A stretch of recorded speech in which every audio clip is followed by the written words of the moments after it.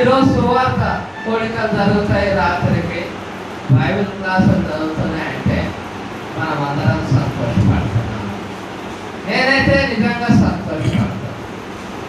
ఎందుకొరకు అని అంటే సువార్త దేవుని వాక్యం, రెండోది సేవకులు కలుసుకోవడం, ఒకరినొకరు చూసి సంతోషపడి ప్రేమ కలిగి పనిని విస్తరింపజేసుకోవడానికి ఇది ఒక అవకాశం. ఎంతమంది సంతోషపడతారు? కొంతమంది ఏంటండి ఎక్కడికి వెళ్ళాలా, అంత దూరం ఎందుకు వెళ్ళాలా అని పోతారు. అదే అంత ఖర్చు పెట్టాడు అని అంటే ఊరికే పెట్టారా? ఆయన సంఘంలో వాళ్ళు ఇచ్చారండి, సంతోషం. సంఘం వాళ్ళు కొద్దిగా ఇచ్చారు, దేవుని స్తోత్రం. మరి సంఘమే లేదుగా ఇయ్యడానికి? సంఘం ఉన్నా ఇయ్యడుగా నీ వాడేవాడు. దాని గురించి ఎందుకు ఆలోచించాం మనం? సంతోషపడాలి. ఒకరు బైబిల్ క్లాస్ ఏర్పాటు చేశారు, కోడికలు ఏర్పాటు చేశారంటే అందరం సంతోషించాలి. దేవుని పని జరుగుతున్నదన్న సంతోషం. ప్రియులారా, అపొస్తలుడైన పౌలు దేవుని సేవకుడు కాబట్టి ఆయన సంతోషపడుతూ ఉన్నాడు. మనం కూడా సంతోషించాలి. మనం దేవుణ్ణి ప్రేమిస్తే సువార్త ప్రకటన జరగడం, తరగతులు జరగడాన్ని బట్టి సంతోషిస్తాం. ఈ విషయాన్ని పేతురుతో మాట్లాడుతూ యోహాను సువార్త 21వ అధ్యాయంలో యేసు ప్రభువు వారు తెలియజేశారు. చూడండి, యోహాను సువార్త 21వ అధ్యాయంలో మనం గమనించినట్టయితే ఇక్కడ యేసు ప్రభువు వారు 15వ వచనం నుండి చూస్తే, వారు భోజనం చేసిన తర్వాత యేసు సీమోను పేతురును చూచి, యోహాను కుమారుడైన సీమోను, వీరికంటే నేను ఎక్కువగా ప్రేమించున్నావా అని అడగగా అతడు, అవును ప్రభువా, నేను ప్రేమించున్నాను, నేను నిన్ను ప్రేమించున్నానని నీవే ఎరుగు అని ఆయనతో చెప్పాను. యేసు, నా గొర్రె పిల్లలను మేపుము. నన్ను ప్రేమిస్తున్నావా పేతురు? సీమోన్, పేతురు అంటే సీమోన్ అన్నాడు.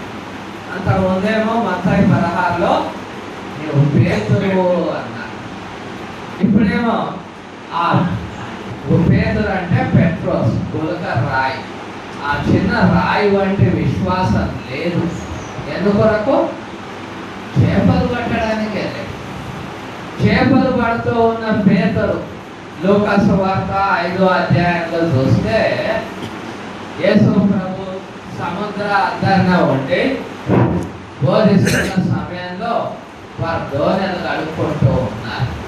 ఆ దోణెలలో ఒక దోణెలో కూర్చొని యేసు ప్రభు బోధించి తర్వాత లోతుకు వెళ్ళి వలలు వేయమంటే రాత్రంతా మేము ప్రయత్నం చేశాం, ఏమీ దొరకలేదన్న.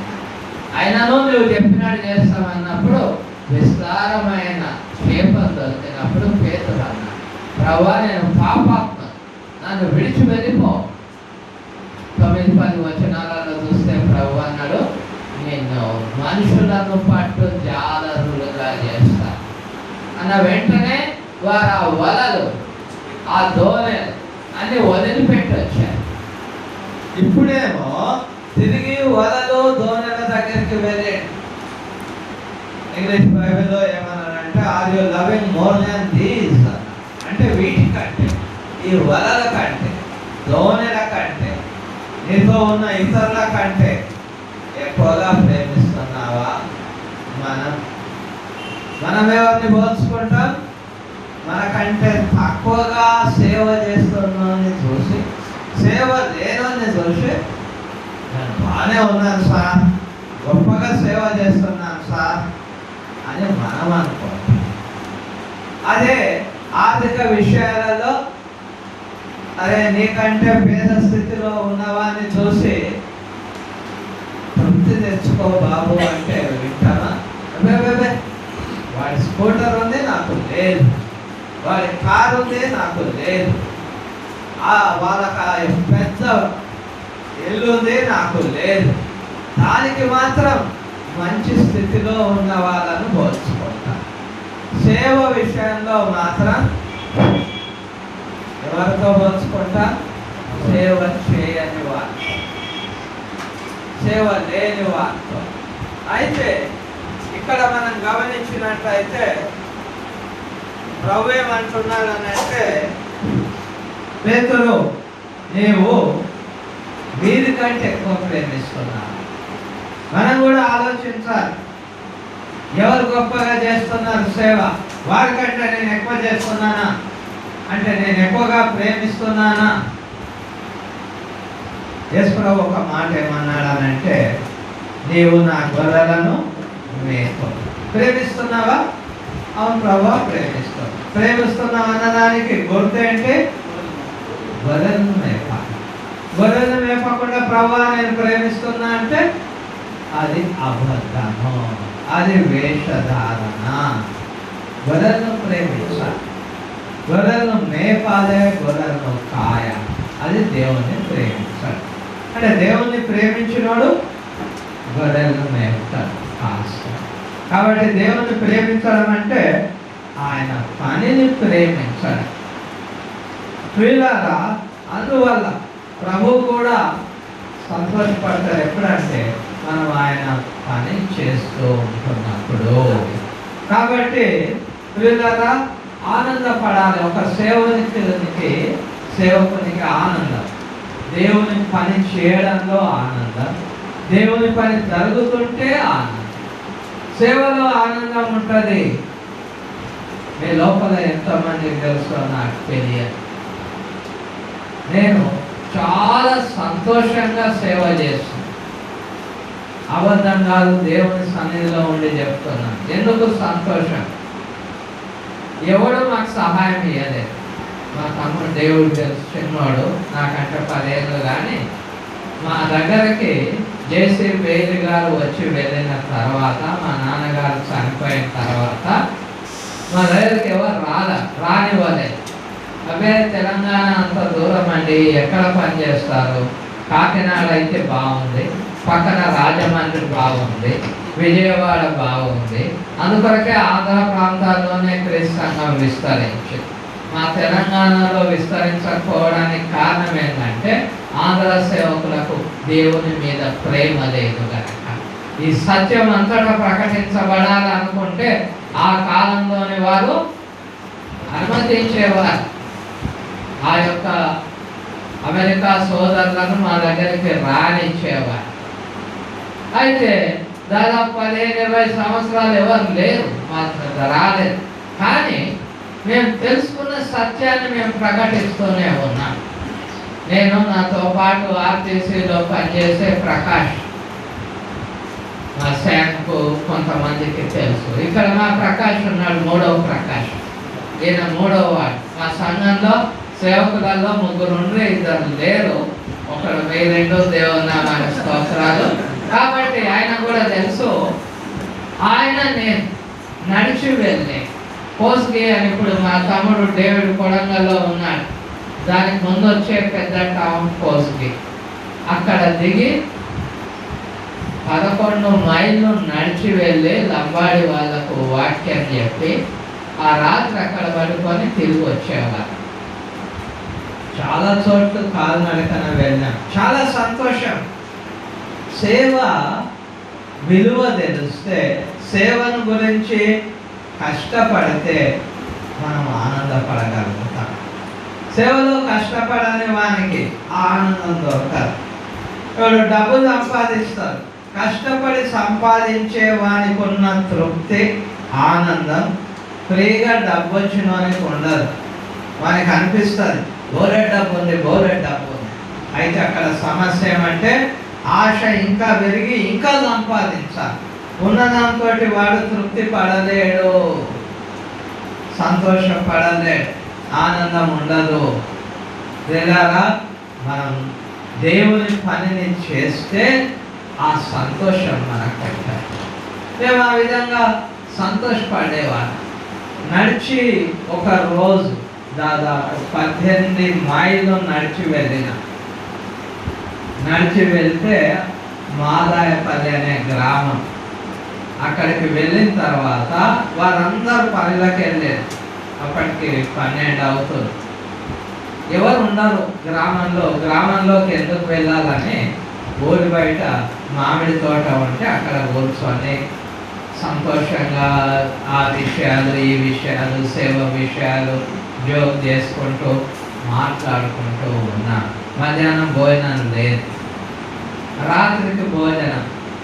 అక్కడ ఉన్నవారు ఏమనుకున్నారనంటే దొంగలు వచ్చారు, రాత్రికి మన పశువుల దొడ్డుల దగ్గరికి వచ్చి ఎత్తుకెళ్తారు.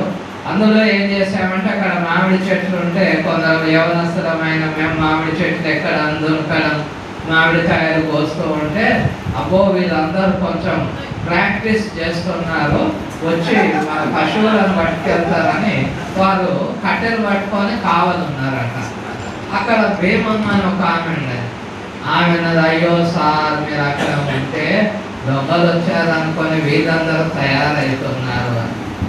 ఎందుకు చెప్తున్నట్టే కానీ ఉపవాసం ఉన్నా నడిచిన ఎప్పుడు బాధ అనిపించలే, సంతోషం. దేవుని సేవ కష్టపడి చేస్తే సంతోషం. ప్రియులారా, అందువల్ల పౌలు అంటున్నాడు నేను సంతోషపడుతున్నాను.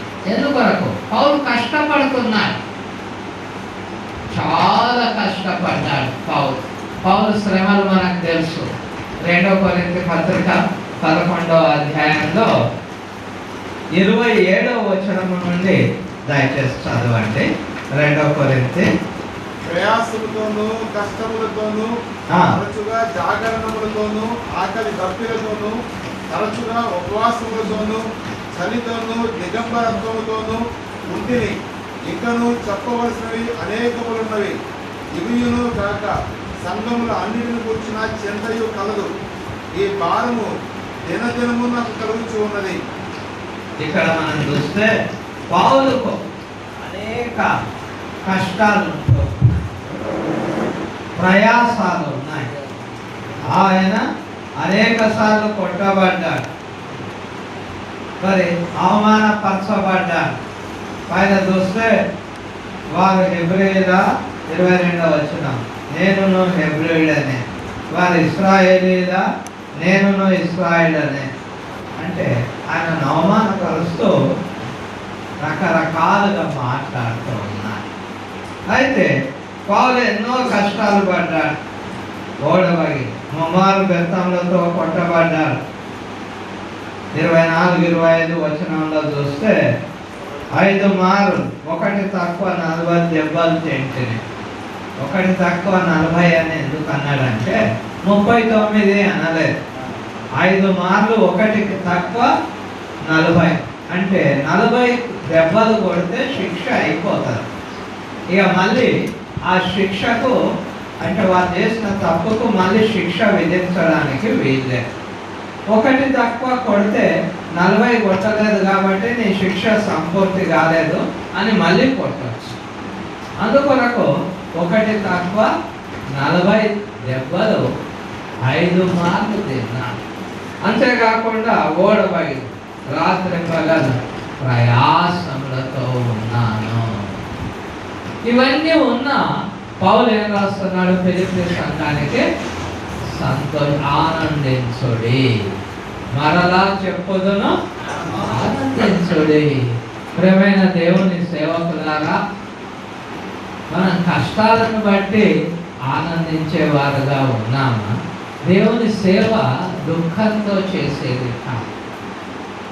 దేవుని సేవ అంటే బాధపడుతూ చేసేది కాదు, సంతోషంతో చేయాలి. ఆ విధంగా చేయగలిగితేనే మనం రావాలి. ఎందుకొరకు చేయలేకపోతున్నామంటే మనం కేవలం ఒక గుర్తింపు కొరకు ఏ పని చేయలేని వాడు, నేను ఒక సేవకునని బైబిల్ పట్టుకొని తిరగడానికి కొరకు. ఇంతకుముందు కూడా ఒక ఉపమానం నేను ఇక్కడికి వచ్చినప్పుడు చెప్పాను. ఈ విధంగా సేవకుని దగ్గరకు ఒక తండ్రి కుమారుని తీసుకొని వచ్చి, అయ్యా వీడిని దగ్గర పెట్టుకో, వీడిని సేవకునిగా చేయాలన్నాడు. ఎందుకొరకు సేవ చేయించాలనుకుంటున్నావయ్యా? చాలా సంతోషం. కానీ ఎందుకొరకు అంటే ఏం చేయాలంటే 10th క్లాస్ ఫెయిల్ అయ్యాడు, దేనికి పనికి రాడు, ఏ పని చేయడు, చిన్నప్పటి నుండి కష్టపడలేదు, కాబట్టి సేవకునిగా పెట్టుకో. చిన్నప్పటి నుండి కష్టపడనోడు సేవలో కూడా కష్టపడడు. అది కూడా మనం తెలుసుకోవాలి. చిన్నప్పటి నుండి లోక విషయాలలో, ఇంటిలో పనులలో సహాయం పడనివాడు, కష్టపడనివాడు సేవలో అసలు కష్టపడాడు, తిరగాడు, సోమరిపోతులుగా ఉంటాడు. వీళ్ళారా, అందువల్ల మనం కష్టపడాలా. కష్టపడ్డట్టయితే ఆ ఆనందాన్ని మనం పొందగలుగుతాము. కాబట్టి దేవుని సేవ అని అంటే